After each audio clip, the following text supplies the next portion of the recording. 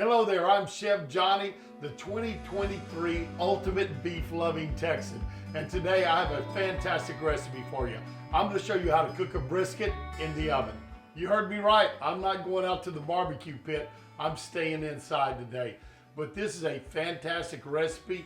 Here over the holidays or any time that you may need to feed a crowd, a brisket is a very economical way to do it, and you don't have to nurse that fire for 12 hours, and it's going to give you a great beef recipe that you can feed your family, that them and your guests are going to love. So come in here close and let me show you how I get this brisket ready to go in the oven. So I'm going to come on top of here, guys, just with some coarse salt.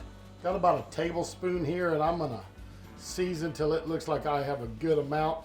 This is a big piece of beef, folks. So don't be scared to think you're going to over season it, because you are not going to do that. Now I'm going to come back with some pepper. If you hold your hand up higher, it tends to spread out a little bit better. I think so anyway. So get that hand up in the air. I'm not going to go down and season the fat. Like I said, we are on the backside. We are cooking this in a bag, so it's going to be sitting in its own juices, so I don't believe I need to do that. Got one ingredient I haven't told you about yet, and I'll show you that here in just a minute. It's kind of my wife's secret ingredient. Also, I'm going to give you some alternative recipes on here for leftovers. So if you want to have some other recipes, stick around to the end so I can tell you about the leftovers you can make with this also, and they're very good. Pepper's on. Go with some garlic. And this is just granulated garlic. I love garlic. I might go a little heavy on it. Y'all put it to how y'all like it. So that brisket is seasoned up. Next thing that's going to happen is I'm using an oven bag. Get it open. And what goes inside of here is, first, is a tablespoon of flour. If you buy you a cooking bag, the box has the instructions for what you're cooking, how long you should cook it, temperatures to cook it at. So just follow those instructions. I'm going to cook this one, I'm thinking, about 3.5 to 4 hours. And I'm just going to shake this up real good. So let's shake it around. That way we coat this bag very good with flour. That's ready to go. Slide my brisket forward. I've got some aromatics here. As you can see, I have some onions, I have some celery, some carrots. And you want about, say, 2 of each, right? On the onion, 1 big onion would be more than enough. You could use a small onion. That would be fine. I think my wife got a couple extra stalks of celery in there. She got 3 stalks instead of 2. But this works fine. And yes, she is helping today. This is her recipe, and she's making sure I do it right.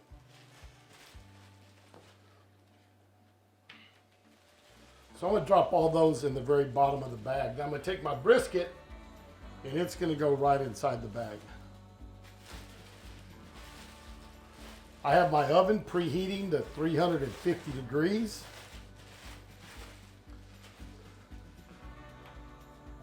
Throw in the rest of my veggies. Some of those onions stay up on top. It's not going to hurt anything. I did wash these vegetables off before they went in. And the one ingredient I hadn't told y'all about yet is a package of dry onion soup mix. This what gives you some tremendous flavor. I just kind of sprinkle it around on there.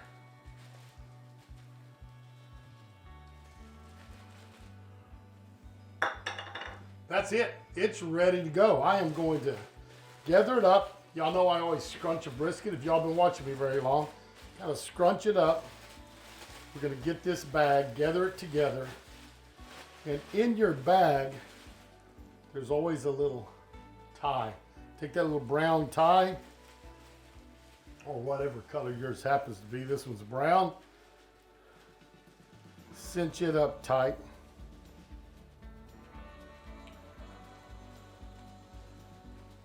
And you don't want this to blow up like a balloon. And when that air starts getting hot, it will. So what I'm gonna do is just take a knife and poke you 2 or 3 little small holes just to let the air vent out. That's ready to go. I'm gonna get it in the cooking pan and we're gonna get it in that oven.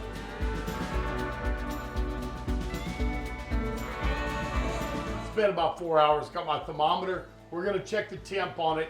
And if it goes in like a hot knife into butter, it's ready. Should be up somewhere around that 200 degree. Come in here and pull out this oven. Oh yeah, that is ready. I don't have to look at the temperature. That brisket's ready. Just gonna open this up and be careful. There's a lot of steam coming out of that bag, but we're gonna let the heat out. We're gonna let this cool a little bit. It is not ready to slice up or chunk up, however you're gonna do it yourself. But we will let it cool off some. Let it get down there around 140, 150 degrees before we start handling it. But we do have au jus back in here. I'm gonna show you this. It's just been making its own juice while it was in this bag. And again, remember, we didn't put any in there, but if you wanted to, you could put a half cup or so of beef broth or water in yours. That way it could help keep this brisket nice and moist. But I'm just gonna kind of paint this top a little bit with it. I'm gonna let it sit, and once it cools off some, we are going to get the juices off of it. That's what we're gonna use to make our gravy. We're also gonna use those aromatics, the carrots, the onions, and the celery. We're gonna blend those up with our broth. That way, we can make a tremendous flavorful gravy to go with this. All right, so stick around. Let's get this cooled down. Then we're gonna see how it tastes. Now, while that brisket's in the oven, a couple of things I want you to do. The first one is, if you're on social media and you're putting food pictures up there, hashtag Beef Loving Texans so we can see what kind of beef you're cooking at your house. And the other thing is, head over to that Beef Loving Texans website. It's beeflovingtexans.com. It is packed full of great recipes, great information for you and your family for planning your meals using beef. Now I'm gonna do something just a little bit different. Normally, I'd let this sit, cool, pick it up, drain it. But since there's a hole down low and I'm losing moisture into the pan, I'm gonna go ahead and just cut this bag off and slip it out of there. So, a little different than what I normally do. But guys, let me tell you what, when you're cooking, sometimes you better be able to adjust on the run or you're not gonna be able to get it done. So we're gonna open up here. This will speed up the cooling down some also. There it is. And that is a good looking brisket. Gonna ease this forward. Got me a hot glove on.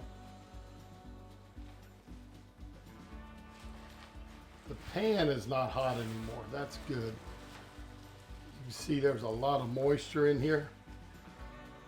There's some of my aromatics, my carrots, my onions, my celery. I'm gonna save all of that. We're gonna blend that up and put it in our gravy. There we go. Let that keep cooling. I'm gonna get this juice into a pan, let it separate, get that fat off so we can make that gravy with what's left. If you have a fat separator, this is a great time to use it. Broke mine the other day, have not yet replaced it, but those are very handy. Now is when you have to decide, are you gonna have enough liquid to make your gravy? And is it gonna be thick enough? So I think we got enough vegetables maybe to keep it thick, but if you wanted to add to it, hey, we're having mashed potatoes with this, whatever we may do and wanted more gravy, make you some roux, get you some beef broth, put that with it. And a little tip for making roux, always add a cold liquid to a hot roux or a hot roux to a cold liquid. Never do hot and hot or you're gonna have a terrible mess on your hands, and that's when you're gonna wind up with lumpy gravy that you can't get rid of the lumps. But anyways, this is starting to separate.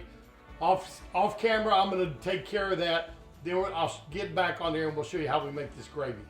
You want some flavorful fat to make your roux with? Use the fat you're skimming off the top of your au jus. That will give you a great fat to make your roux with. And remember, a roux is what? Equal parts fat and flour by weight. We're now going to use our vegetables to make our gravy. So them out of our bowl. Drop them into our au jus. All right.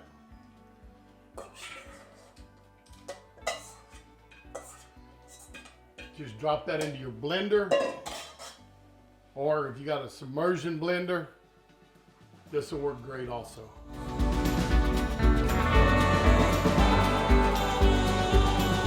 Add some salt to it. I'm going to go in with a little bit of pepper also. We're going to get this slice. You can really see where the grains are. I want to go across the grains, and they're running there. So I'm going to just take the point, kind of separate it from the flat right there. Like I told you, it is very, very moist. Look at that. It still is hot. Been sitting here for quite a while, but that is looking pretty. So just take a couple of slices off of here.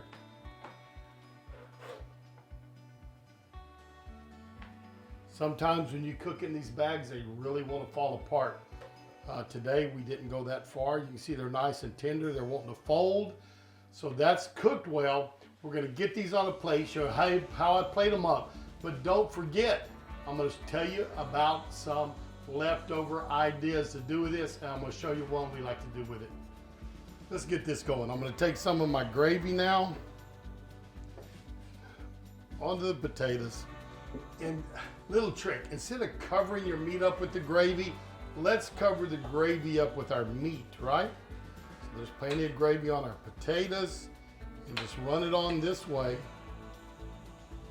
That way we have the gravy for it. But I'm going to take some of this. Get that whole piece right there. There we go. Covered our beautiful brisket up with the gravy where you can't see it anymore. But gravy still can be seen. You can dip your meat in it. Works the same way, but I think it looks a little more beautiful by putting that gravy or that sauce you've made up underneath your meat and then sitting it on top of it. Very nice presentation. Will work great for your Christmas meal. Hey, a little beef alternative for Christmas maybe. We're gonna give this a try. And then what I'm gonna do is I'm gonna tell you about some of the recipes I have that I use for leftovers, and I'm gonna show you one of them real quick. But let's try this brisket and see how it did turn out.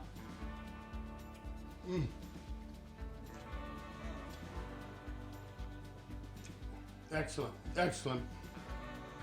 Nothing at all wrong with that.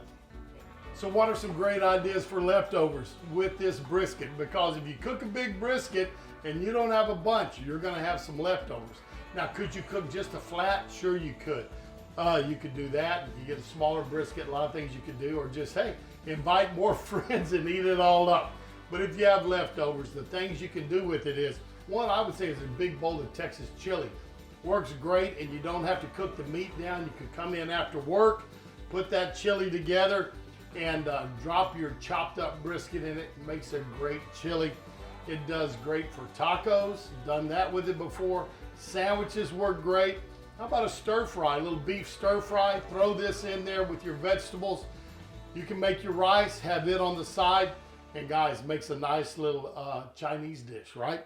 So a lot of different things you can do with this brisket. It's very, very versatile, and it's great to save the leftovers to do more with it. And also, don't forget, save that gravy. Don't get rid of it because it will work also. Now I'm going to show you one other recipe I do with it, and I think it's a good one. Hope you enjoy it too, but let's look real quick and see how I played up this other recipe very quickly to give you another idea of what to do. Here we go. Second dish, leftovers next night, a few nights down the road. What we're going to do is we are going to take some noodles.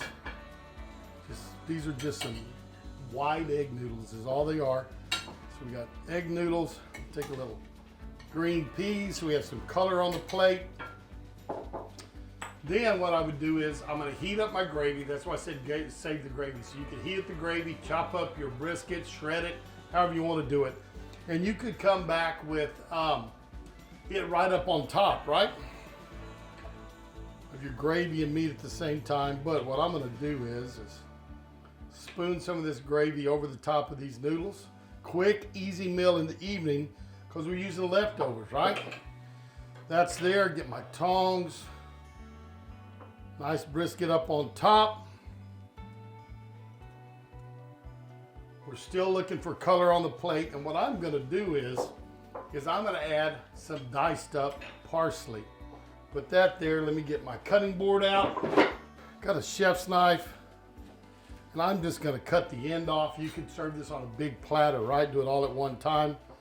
And I'm just gonna take my parsley and kind of roll it into a little bunch, all right? Then I can take my chef's knife and dice it up small. Doesn't take much.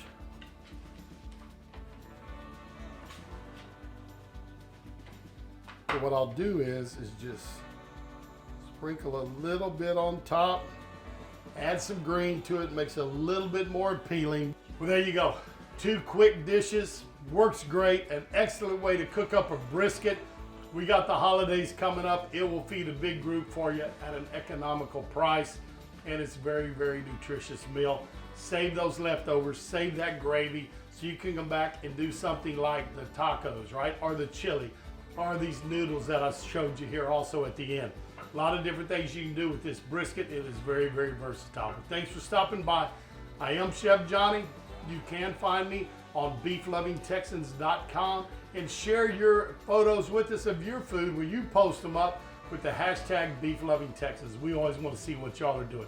Thanks for stopping by. I always do appreciate it, and we're going to see y'all down the road. So long, everybody.